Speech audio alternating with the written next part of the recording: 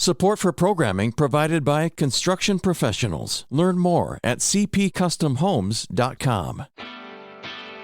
Man Up, a program dedicated to inspiring and helping men live lives of heroic virtue. And now, it's time to Man Up. Welcome to Man Up on Iowa Catholic Radio. We are broadcasting on the Iowa Catholic Radio Network. I am Joe Stopulos. Today I am joined by Father John Hollowell as we discuss the life of St. Paul in our Great Men of the Bible series. Let's start in prayer. In the name of the Father, the Son, and the Holy Spirit. Amen.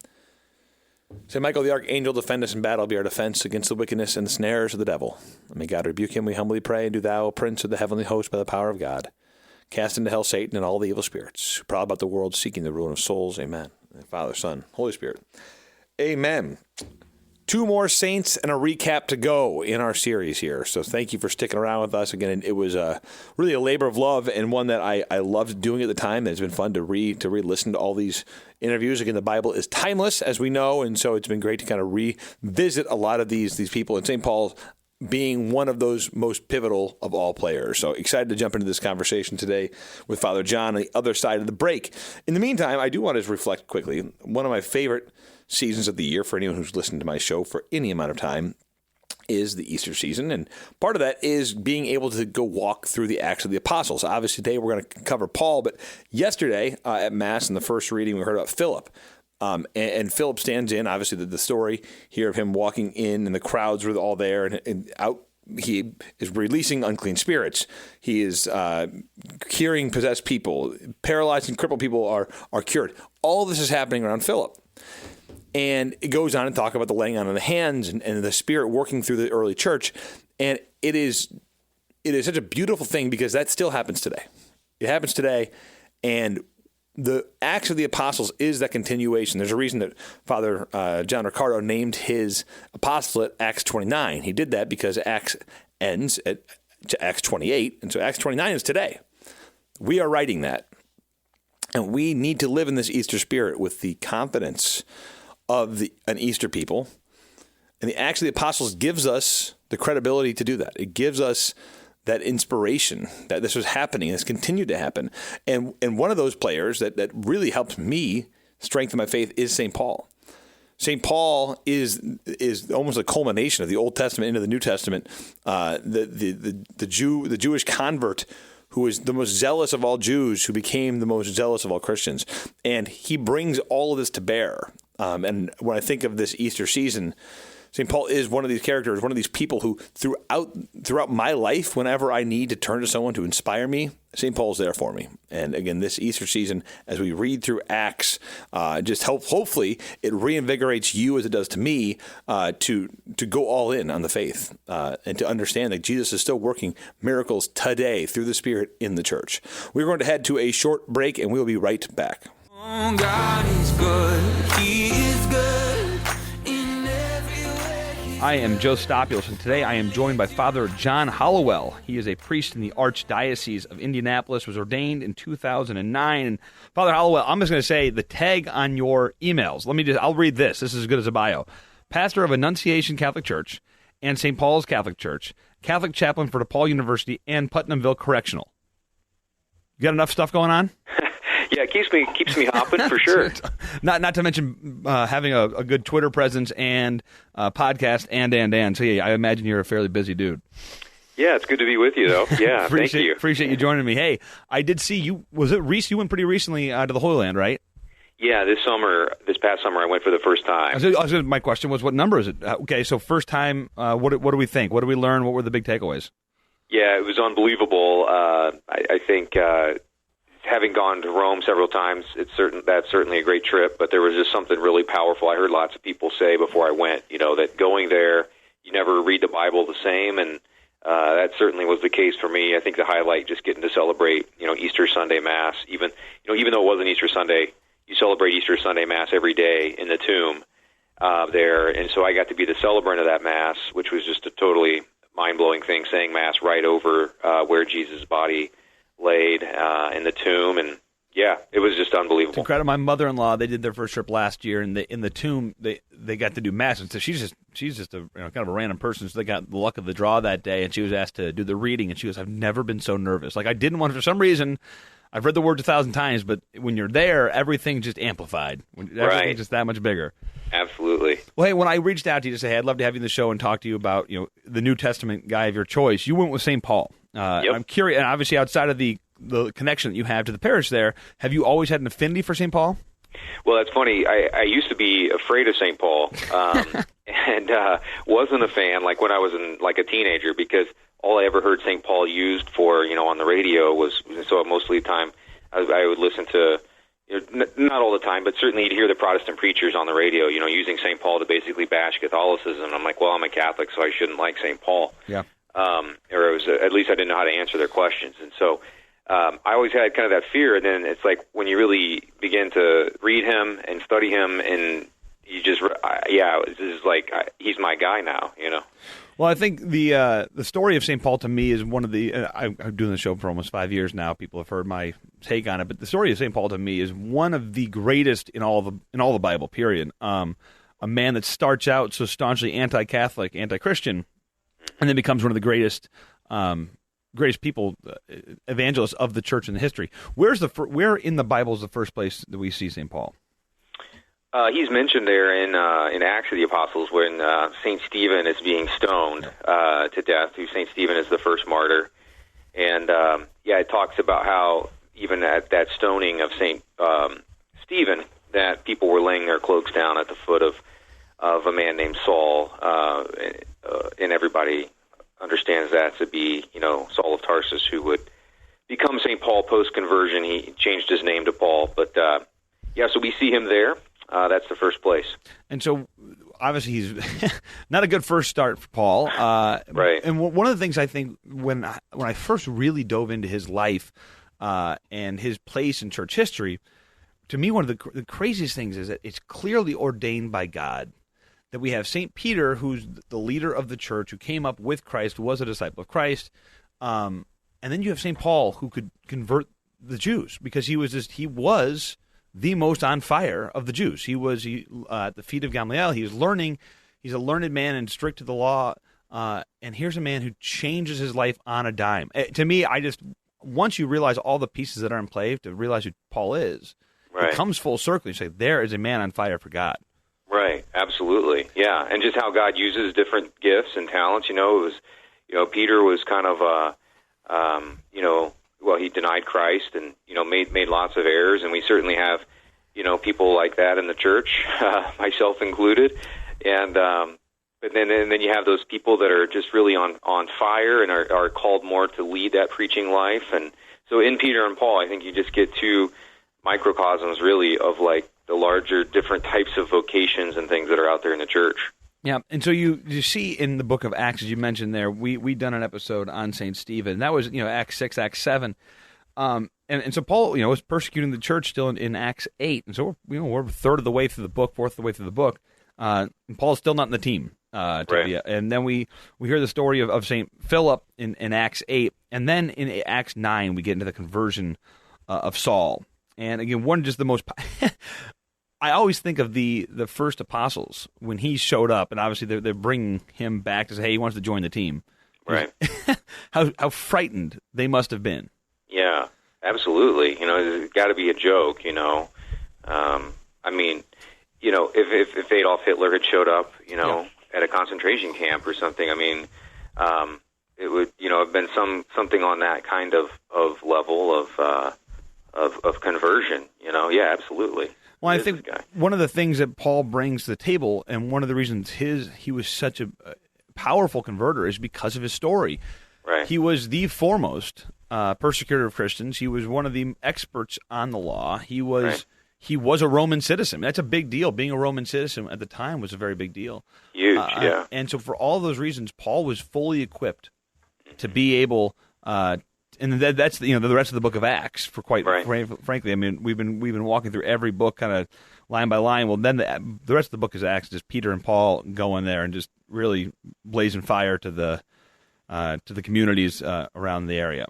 Mm-hmm. So when you look at St. Paul, are there either books of his that stick out to you, or if you're trying to introduce someone to get to know St. Paul, what are you doing for that? What are you putting in their hands?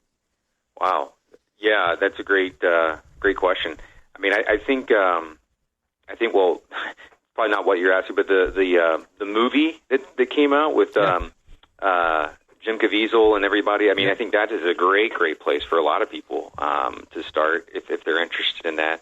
I think, Acts of the Apostles. I think, and then I think it's probably best a lot of times. Well, at least for me, I'm working mostly with young people, and instead of saying, "Hey, you should go read that book," I usually try to share with them, the quotes. The more popular St. Paul's quotes, and say, look at what he's saying here. Because, a lot of times I work and I have grown up in athletics and have been involved in that in various ways. And so, I mean, there's so much in there about that kind of stuff, about athletics and striving and overcoming difficulties and that kind of stuff. And so usually just kind of try to use the different quotes of his from all over the books for people, as opposed to kind of saying, you should go read this book first. Well, I think there's so many lessons that we can learn. I know I have kind of my list. You mentioned a few of them. Are there themes of his that when you look at him, it's like, gosh, we're as a man living in today's world, these are the things that I would look to for St. Paul. If you're struggling with this or you're looking for this, these are the things that I would pull out of St. Paul. Yeah, I mean, I think he talks right about suffering a lot. I mean, I think that is one of the things I love about St. Paul is, like, he's a masculine dude, and he's not doing it for show. He's not bragging, but he talks about suffering and how he endured it and striving in the holy life. Like, I think our world today so much tells men to, like, either just be quiet and stop talking about being tough, or stop talking about striving for things, or that kind of thing. I mean, it's like I just picture St. Paul as kind of like a like a John Wayne, or just a tough guy, who has a lot to say to people about he talks I was shipwrecked and I was beaten to death almost and tortured and all that kind of stuff, and yet I strive on for the prize, and I run the race, and I work hard. And I mean, I just think those things, it's a great antidote, to sort of the demasculinization, I think, that's out there in our culture in so many places. So I have a small list here. It said St. Paul suffered floggings, beating with rods, stonings, imprisonment, shipwrecks, hunger, cold, sleeplessness, and then yet in the letter to the Philippians, he wrote, and this is Chapter 4, I am not saying this because I am in need, for I have learned to be content in whatever the circumstances. I know what it is to be in need, I know what it is to have plenty. I have learned the secret of being content in every situation, whether it is well-fed or hungry, whether living in plenty or in want. I can do this through him who gives me strength. To your point, here's a man who's, I mean, we talk about our sufferings, which are pale in comparison, especially living in America today. Right. Just pale in comparison to the suffering that he had, yet he had the joy. Pope Francis talks so often about joy and being joyful, and Paul, even amidst his suffering, found that. I think that's a great point. And you mentioned athletics. As a preacher, especially to youth, and a person who yourself was in athletics, I imagine Paul is tailor-made for a lot of those things for you. Oh yeah. I mean, you could probably fill a weight room, wall full of quotes of St. Paul, and get everybody fired up for sure. Yeah, I mean, I reflect back to just a few weeks ago. We had the I've run the Second Thessalonians. I've run the race, and that was the Second Timothy, right? Anyway. Yeah. I fought the good fight, finished the race, kept the faith. Yep. And how much, again, back to my men's group, that's kind of our theme. We try to hold ourselves to that, understand that, there are trials, there are tribulations, but what St. Paul went through, what he did, was so much worse than anything we've ever had to encounter in our lives, and turning to him in those times. And again, I think of as a man, St. Paul is one of the best examples of masculinity we can turn to for all these reasons. And most recent, very recent gospel or second reading about that was 2 Thessalonians about work. He's a man who even amidst his very arduous schedule of preaching and spreading the gospel, still managed to be a tent maker and still managed to provide for himself because that was what was necessary. Right, and it's such a beautiful teaching there already about the dignity of work, right, and like that we all should be working because it gives us there's so much that comes to us through working, and if we don't work, we shouldn't eat. Like I preached a little bit about that as well here. But yeah, I mean, just he is a man's man in every sense of the word, and in nothing but good ways. And yeah, I steer people to him all the time now, whenever I can. So this is a curious question for me on you. So you said you were in athletics. What were you involved with? So right before I went to the seminary, I coached football and track at a high school, Catholic high school in Indianapolis. And then when I went to, right out of the seminary, when I was ordained, I was sent back to a different Catholic high school to be the chaplain. And so I coached football there for a year, which is a great way to get to know everybody in the community, and then helped out as chaplain, still kind of, with them in the following years. And so, yeah, just grew up around sports, particularly football. And track, I remember in high school, so running was not a thing I did back then. I do it now. I just, to me, that was the punishment of the sport, right? I was the same way. I'm the same way, yeah. We do football practice, and we got punished by running. If we tennis practice, we got punished by running. But the cross-country guys, that's all they did all day. But I do remember them. Our cross-country team had a lot of spiritual leaders from our high school there, and they were very big into St. Paul in high school. And I'm like, man, I can't associate with this whole running races thing. That did not speak to me. Another theme to St. Paul that I've seen, I'll maybe speak about this, is you touched on it earlier, is humility. Here's a man who had all these things going for him, and had, quite frankly, if anyone had a reason to boast, it was him. Mm-hmm. But he exuded this level of humility that we should all be longing for. Yeah. And I mean, he was certainly, he talks about how he was given an affliction of some kind, to keep him humble and, keep him focused. And yeah, he talked about, I could be bragging right now about myself, but I'm not doing that. I'm the least of all the apostles, in so many ways. And so, yeah, it's very clear when you read him that he's never really kind of, exerting himself, or exalting himself there beyond what is needed for the job and what's being required at that moment. I mean, here's a guy who went and told St. Peter to his face in front of everybody, you're doing it wrong. You need to change something around. And so, I mean, he said what needed to be said every time, but he also, did it with humility and love. And I think that's as we see kind of a resurgence of a kind of a secular masculinity in our culture, there's certainly a lot of people, there begins to be more people who are just sort of like boasting all of the time and like pounding their chest and saying, I am man, hear me roar, and that kind of thing. Certainly have lots of people who are fleeing from masculinity too, right? But we have some that, so they could learn, those people that are kind of becoming maybe overly masculine, if that's a concept, could also learn from St. Paul, because he has this masculinity about him that's holy, and it's restrained when it needs to be restrained, and it isn't something that's, that he goes around, beating people up with. Yeah, he was the example to the church, and again, I think as a man who, again, I'm striving to do my best here, he's so open about his faults, and when he is successful, he gives all the credit to God. He's just such a great example for us as men, and again, that's why I think my call to the men listening today is really get to know St. Paul. One of the things that we can do as men and as Catholics, one of the biggest graces of the church is just the saints of the church, these heroes who have gone before us. So that way, when we're having times when we're struggling or we need someone to emulate, the more we know them, the more we intimately know them, the more we can turn to them in times of struggle or in times when we need them or times to be lifted up. And I think St. Paul literally just offers us so much. It's so easy to take it for granted. If you're a cradle Catholic and you just know St. Paul's this big deal, it's easy to take for granted just how big of a deal he was. Yeah. It's easy to take for granted that he was for good reason, one of the greatest men to ever walk this earth. Right. And so I'll do one last final plug here. So you mentioned the movie, St. Paul. You think that's a good starting point. Any other places you would point people to get to know St. Paul a little bit better? Well, I just think, obviously, I think it was St. Thomas Aquinas or St. Dominic, one of the two just carried around in their pocket the letters of St. Paul as kind of a book and would read them anytime there was. And so, I think that's way better than Instagram on our phones, or checking.